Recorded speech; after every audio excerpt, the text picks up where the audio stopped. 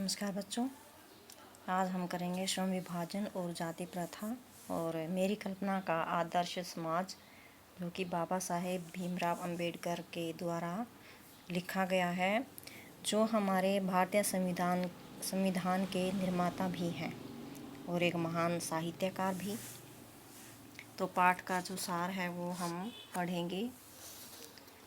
प्रस्तुत पाठ बाबा भीमराव अंबेडकर के सुप्रसिद्ध भाषण एनिहिलेशन ऑफ कास्ट का हिंदी रूपांतर है, जो लेखक ने जाति पाति तोड़क मंडल यानी लाहौर के वार्षिक सम्मेलन सन 1936 ईस्वी के अध्यक्षीय भाषण के रूप में लिखा था, लेकिन इसकी क्रांतिकारी दृष्टि के कारण उस सम्मेलन को स्थगित कर दिया। और इस पाठ में लेखक ने जाति प्रथा को श्रम विभाजन का एक तरीका मानने की अवधारणा को निरस्त यानी रद्द कर दिया करते हुए केवल भावात्मक नहीं बल्कि आर्थिक उत्थान, सामाजिक और राजनीतिक संगठन होता है मेल और जीवन यापन के समस्त भौतिक पहलुओं के ठोस परिप्रेक्ष्य में जातिवाद के समूह उच्छेदन की अनिवार्यता ठहराई है। साथ ही लेखक ने एक आदर्श समाज की कल्पना भी की है। यह विडंबना है कि हमारे समाज में आज भी जातिवाद के पोषकों की कोई कमी नहीं है, जातिवाद को बढ़ावा देने वालों की कोई कमी नहीं है। आधुनिक सभ्य समाज कार्यकुशलता के लिए श्रम विभाजन को आवश्यक मानता है। आधुनिक सभ्य समाज कार्यकुशलता के लिए श्रम विभाजन को आवश्यक मानता है। यानी जो आधुनिक समाज है उसमें क्या है भाई, जो व्यक्ति जिस कार्य में कुशल होगा वो उस कार्य को उस व्यक्ति को दे देते हैं। तो ये आधुनिक समाज के बारे में बोला गया है। चूँकि जाति प्रथा भी श्रम विभाजन का ही दूसरा रूप है, जाति प्रथा भी श्रम विभाजन का ही दूसरा रूप है।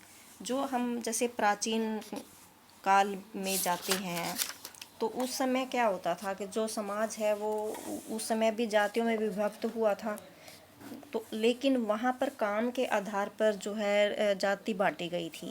भाई जो जिसको जो काम आता है उसको वो काम दिया जाता है, उसकी ये जाति नहीं देखी जाती थी कि भाई ये बनिया है, ये ब्राह्मण है, ये शूद्र है, ये वैश्य है। तो इस तरह से मतलब काम जो है काम के आधार पर ही जो है जाति का बंटवारा किया जाता था। धीरे धीरे क्या हुआ कि जो मतलब उसको वंशानुगत मान लिया गया। जो पढ़ाई का काम करता है उसका आगे बेटा जो वो वही काम करेगा, चाहे उसको वो करना आता है या नहीं आता है। जो झाड़ू लगाने वाला व्यक्ति है उसका बेटा वो झाड़ू लगाने का कार्य ही करेगा, चाहे उसको वो उसका मन हो ना हो। तो इस तरह से मतलब जो है ये वंशानुगत जो है मान ली गई। तो लेखक ने श्रम विभाजन को सभ्य समाज के लिए आवश्यक माना है, लेकिन यह भी बताया है कि किसी भी सभ्य समाज में श्रम विभाजन श्रमिकों का अस्वाभाविक विभाजन नहीं करती। उन्होंने भारत की जाति प्रथा के प्रति चिंता व्यक्त की है कि यहाँ जाति प्रथा श्रमिकों का अस्वाभाविक विभाजन ही नहीं करती बल्कि उन्हें एक दूसरे की अपेक्षा ऊंच नीच में भी बांट देती है।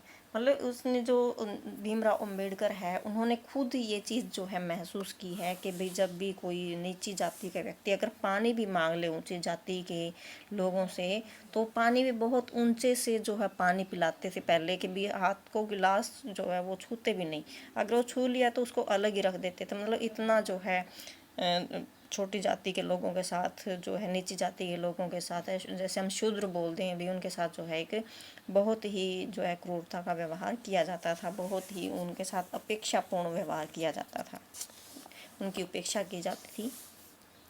जाति प्रथा पेशे का पूर्व निर्धारण कर देती है। जाति प्रथा पेशे का पूर्व निर्धारण करती है। मतलब अगर वो पंडित के घर में पैदा होता है तो वो टीचिंग मतलब अध्यापन कार्य करेगा, सिखाएगा, पढ़ाएगा, मतलब जो वो कार्य करते हैं। और जो श्रमिक है, जो मज़दूर है, अगर मज़दूर के घर में बेटा पैदा हुआ तो वो मज़दूरी ही करेगा, मतलब उसको पढ़ने लिखने का अधिकार नहीं है। मतलब ऐसा जो है ये इस पर चिंता व्यक्त की है लेखक ने। इसके साथ मनुष्य को उसमें आजीवन बांधे रखती है। आधुनिक युग में विकास के कारण भी व्यक्ति अपना पेशा बदल नहीं सकता। हिंदू धर्म में तो जाति प्रथा किसी को भी उसके पैतृक पेशे के अलावा चुनने की अनुमति नहीं देती, चाहे मनुष्य किसी कार्य में कितना ही दक्ष क्यों न हो। तो ये बात आपको समझ में आ गई होगी कि भी दूसरा कार्य करने में चाहे वो कितना भी निपुण क्यों ना हो, लेकिन जो हिंदू धर्म है वो उसको उसका वो जो काम है वो बदलने का जो हक है वो नहीं देती, अनुमति नहीं देती। इसका सबसे बड़ा परिणाम यह है कि भारत में निरंतर बेरोजगारी बढ़ रही है। गरीबी और शोषण के साथ अरुचिपूर्ण कार्य करने की व्यवस्था निरंतर गंभीर समस्या है। समाज में जाति प्रथा आर्थिक सहायता को भी पैदा करती है। यह मनुष्य की स्वाभाविक प्रेरणा, रुचि और आत्मशक्ति को दबाकर उन्हें अस्वाभाविक नियमों में जकड़ लेती है तथा मनुष्य को निष्क्रिय बना देती है। लेखक ने एक आदर्श समाज की कल्पना की है जहाँ की व्यवस्था स्वतंत्रता, समता और भाईचारे पर आधारित होगी। उस समाज में इतनी गतिशीलता होगी जिससे कोई भी वांछित परिवर्तन समाज के एक छोर से दूसरे छोर तक संचारित होगा। समाज के बहुविधि हितों में सबका हिस्सा होगा, साथ ही लोगों को अपने हितों के प्रति सजग रहना पड़ेगा। सामाजिक जीवन में अबाध संपर्क बना रहेगा। लेखक ने इसी का दूसरा नाम लोकतंत्र बताया है। लेखक ने समाज में समता पर बल दिया, यानी सब बराबर हैं। जो लोकतंत्र यानी लोगों का तंत्र बना बताया है, और एक समता पर यानी सबको बराबर का अधिकार दिया जाए जो है उस पर बल दिया है। हालांकि राजनेता समाज के प्रत्येक व्यक्ति की आवश्यकताओं और क्षमताओं के आधार पर वांछित अलग अलग व्यवहार संभव नहीं हो सकता, लेकिन मानवता के दृष्टिकोण से समाज को दो वर्गों में नहीं बांटा जा सकता। समता काल्पनिक जगत की वस्तु के साथ व्यवहारिक भी है। समता ही किसी राजनेता के व्यवहार की एकमात्र कसौटी भी है। तो ये था हमारा पाठ श्रम विभाजन।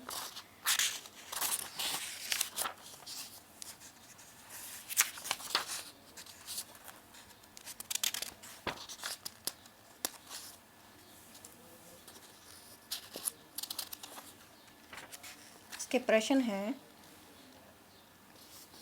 जाति प्रथा को श्रम विभाजन का ही एक रूप न मानने के पीछे अम्बेडकर के क्या तर्क हैं। जाति प्रथा को श्रम विभाजन का ही एक रूप, क्या तर्क दिए उन्होंने।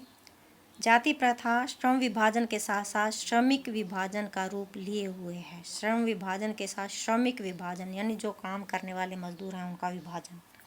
दूसरा, श्रम विभाजन निश्चय ही सभ्य समाज की आवश्यकता है, परंतु किसी भी सभ्य समाज में श्रम विभाजन की व्यवस्था श्रमिकों का विभिन्न वर्गों में अस्वाभाविक विभाजन नहीं करती। श्रम विभाजन हो सकता है, श्रमिक विभाजन जो है वो अस्वाभाविक है। भारत की जाति प्रथा श्रमिकों का अस्वाभाविक विभाजन ही नहीं करती, बल्कि विभाजित विभिन्न वर्गों को एक दूसरे की अपेक्षा ऊंच नीच भी करार देती है, जो कि विश्व के किसी भी समाज में नहीं पाया जाता। मतलब श्रम विभाजन जो जैसे श्रमिकों का अस्वाभाविक विभाजन नहीं करती, जो बल्कि विभाजित जो विभिन्न वर्ग हैं वो एक दूसरे को ऊंच नीच करार दे देते हैं, जो विश्व के समाज में कहीं भी नहीं पाया जाता। जाति प्रथा को यदि श्रम विभाजन मान लिया जाए तो यह स्वाभाविक विभाजन नहीं, क्योंकि यह मनुष्य की रुचि पर आधारित नहीं है।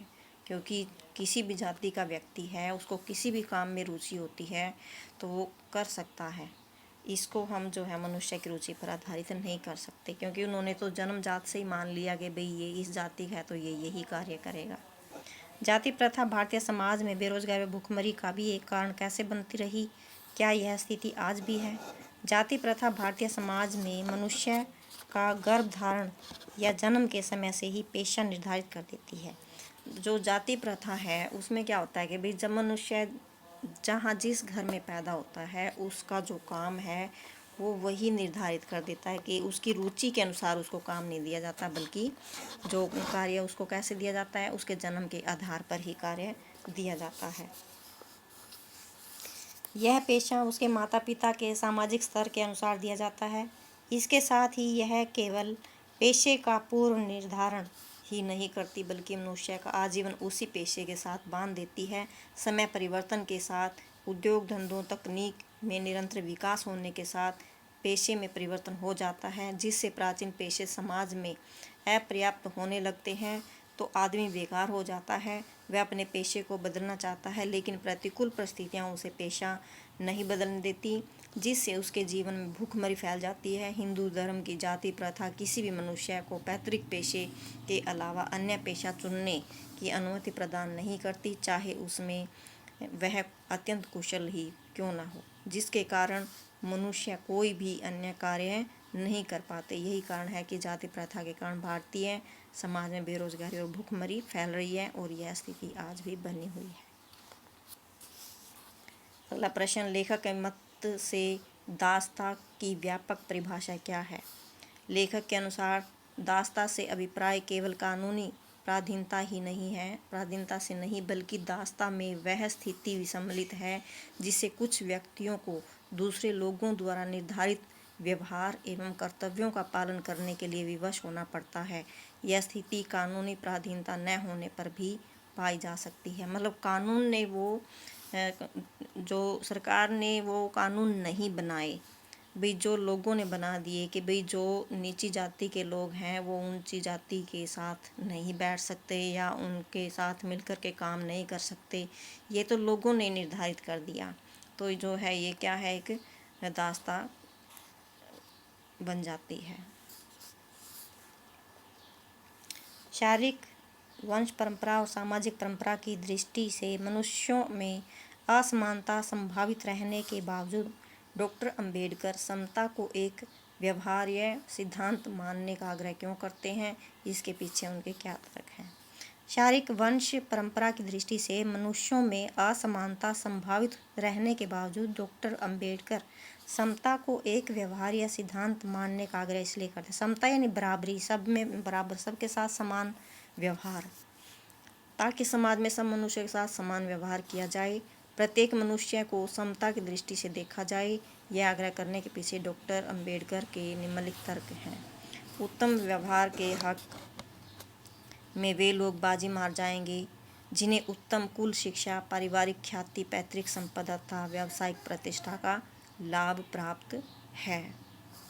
समाज को यदि अपने सदस्यों से अधिकतम उपयोगिता प्राप्त करनी है तो यह संभव है कि जब समाज के सदस्यों को आरंभ से ही समान अवसर एवं समान व्यवहार उपलब्ध कराया जाए।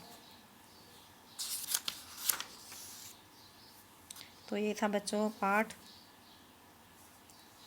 आपका श्रम विभाजन के आधार पर, श्रम के आधार पर जो है विभाजन, तो डॉक्टर भीमराव अंबेडकर के द्वारा लिखा हुआ, और आपको ये समझ में आ गया होगा। तो धन्यवाद बच्चों।